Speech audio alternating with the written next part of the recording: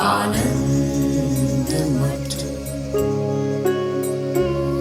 आनंद मठ और ऋषियों की अनमोल धरोहर को संजोएं।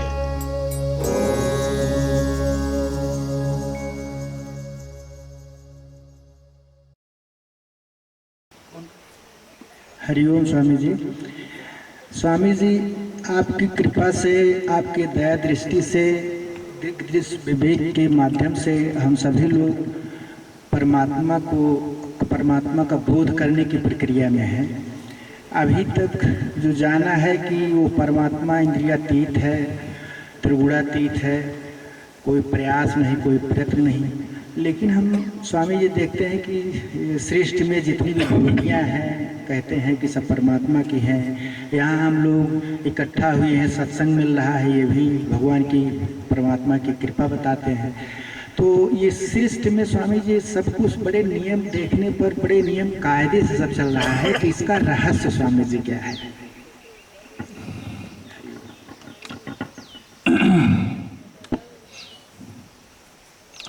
सृष्टि नियमबद्ध चल रही है, इसका कारण क्या है? इसका कारण है इसको बनाने वाले की समझदारी। जिसने बनाया है इसको, वो इतना कुशल है, इतना समझदार है कि सब कुछ ऐसी व्यवस्था से बनाया कि अपने आप ही चीज़ें चलती रहें, बीच में कोई रुकावट ना आवे।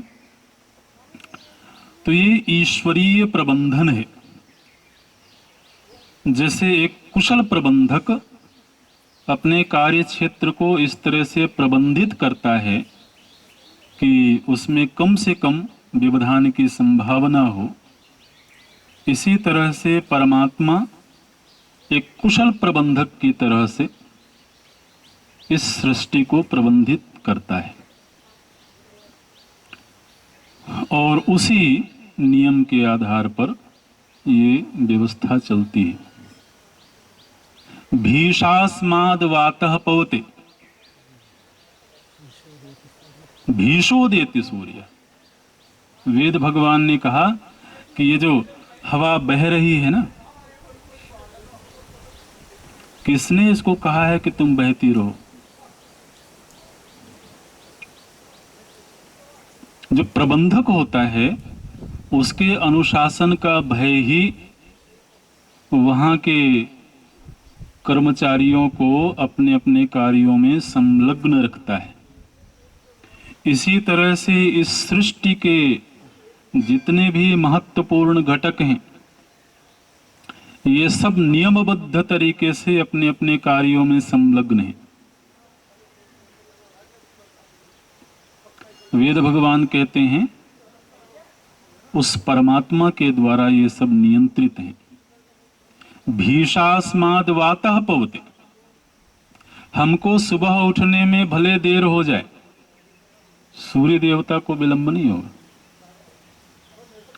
उनके लिए जो समय निर्धारित है वो उस समय पर उदित हो जाएंगे। उनके लिए जो अस्त का समय निर्धारित है वो अस्ताचल की ओर चले जाएंगे। भीषो देति सूर्य। वेद भगवान ने कहा कि सूर्य इतने नियम निबद्ध होकर के कैसे समय पर उदित हो रहे हैं? बोले उसके बहस।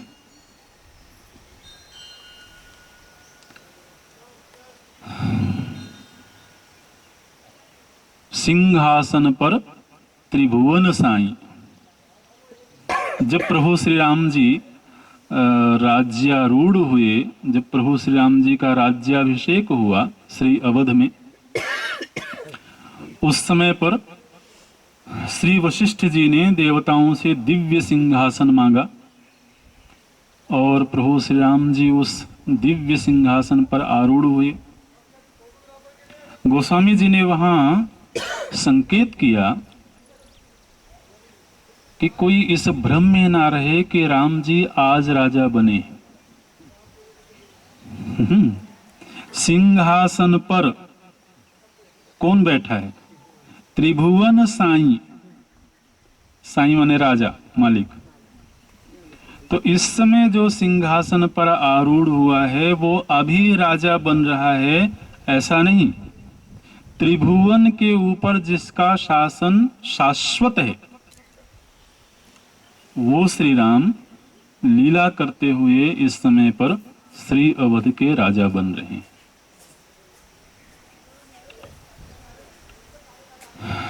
तो चाहे वो नवग्रह हो,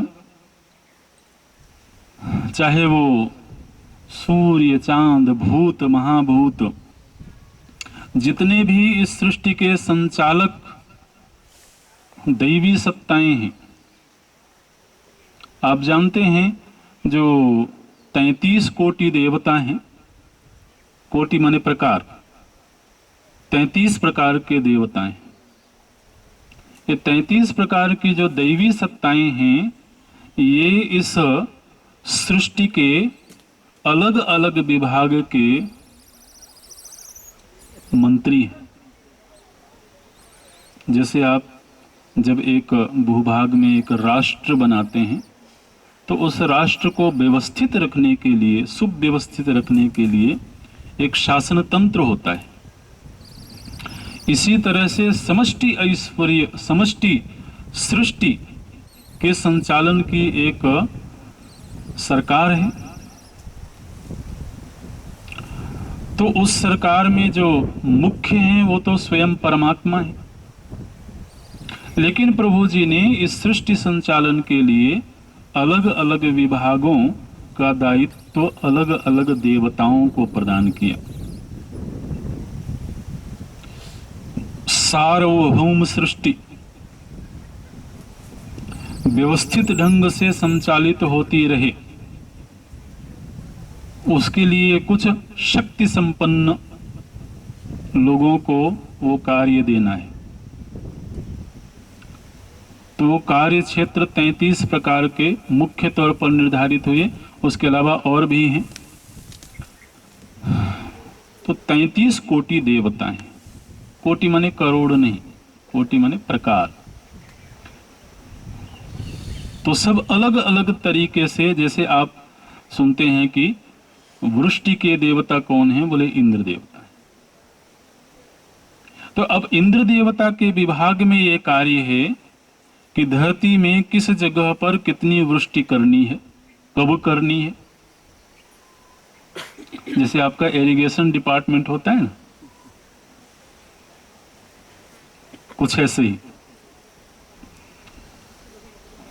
तो आपके जो इरिगेशन डिपार्टमेंट वाले अधिकारी हैं वो चाहे भले गड़बड़ करते रहें, लेकिन ईश्वरीय शासन तंत्र में कहीं कोई गड़बड़ी नहीं होनी है। 12 आदित्य, 11 रुद्र, 8 वसु और 2 अश्विनी कुमार, कुल मिलाकर के 33 हो गए। जिसकी गणित तीव्र होगी उसने गणना कर लिया होगा। तो इस तरह से एक पूरी सृष्टि के संचालन की प्रशासनिक व्यवस्था है, और उस व्यवस्था का नेतृत्व कर रहे हैं ब्रह्मा जी। ठीक है। जिस तरह से आपके देश की शासन व्यवस्था का नेतृत्व कर रहे हैं प्रधानमंत्री, या किसी राष्ट्र के राष्ट्रपति उसका नेतृत्व कर रहे होंगे, इसी तरह से सार्वभौम सृष्टि की शासन व्यवस्था का नेतृत्व ब्रह्मा जी के हाथ में है। इसलिए ब्रह्मा जी सबसे ऊंचे स्थान पर बैठते हैं, उसको बोलते हैं ब्रह्मलोक। तो ब्रह्मलोक वो स्थान है जहां पर आपके सृष्टि के मुखिया बैठते हैं। इसलिए ब्रह्मा जी को प्रजापति भी कहा जाता है। वेदों में आप सुनेंगे ये शब्द। लेकिन यदि ब्रह्मा जी मुखिया हैं तो उसमें परमात्मा की क्या भूमिका है? आपसे एक प्रश्न पूछते हैं, आप विचार करिएगा। विचार करेंगे तो आपको इस प्रश्न का उत्तर स्वतः मिल जाएगा। जैसे हम जिस जगह पर बैठे हुए हैं, अगर ये जगह सरकारी है, तो इस जगह का आधिपत्य किसके पास में है? सरकार के पास में। सरकारी है तो सरकार के पास आधिपत्य है, भारत सरकार के पास में। ये भारत सरकार कौन है?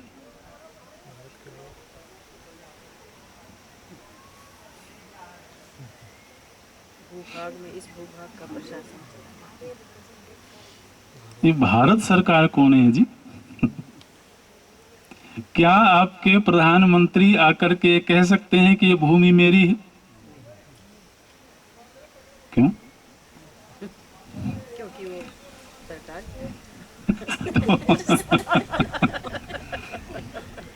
तो वो सरकार कौन है? उसको लाके खड़ा करो यहाँ पर। सरकार यहाँ बैठी है। हाँ। तो क्या वो राष्ट्रपति हैं? राष्ट्रपति महोदय आकर के कहें कि तुम लोग हटो, ये भूमि मेरी है। भारत सरकार एक अदृष्ट सत्ता है। उस अदृष्ट सत्ता की अभिव्यक्ति अलग अलग लोगों के जरिए हो रही है ना। इसी तरह से ईश्वरीय सत्ता है, वो एक अदृष्ट शक्ति है। उस अदृष्ट शक्ति का जब मानवीकरण कर दिया जाता है तो वो श्री राम होते हैं।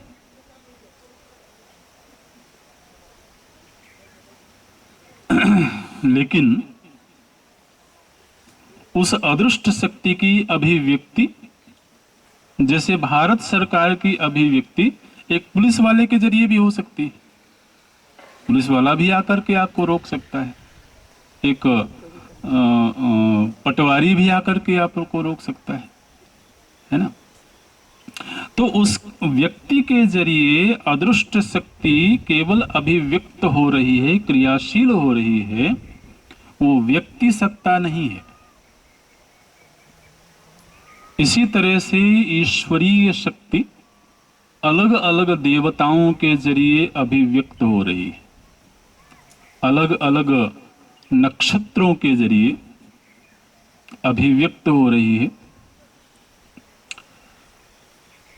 इसीलिए यदि कोई व्यक्ति सीधे उस परमात्मा की शरण में ही होवे तो उसे किसी देवता से डरने की आवश्यकता नहीं।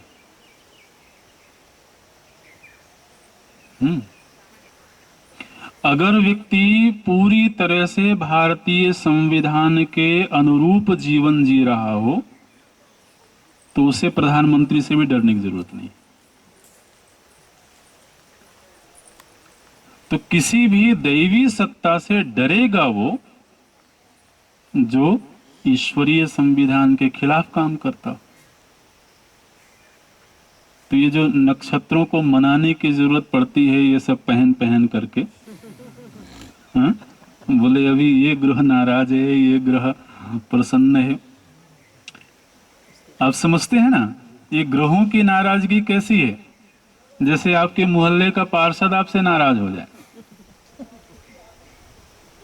आपके जिले का जिलाधिकारी नाराज हो जाए,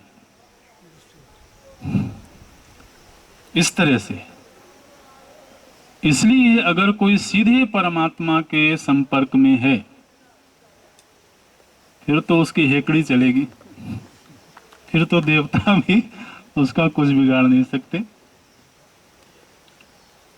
तो वो सार्वभौम सत्ता परमात्मा की है जिससे सृष्टि सुव्यवस्थित संचालित हो रही है।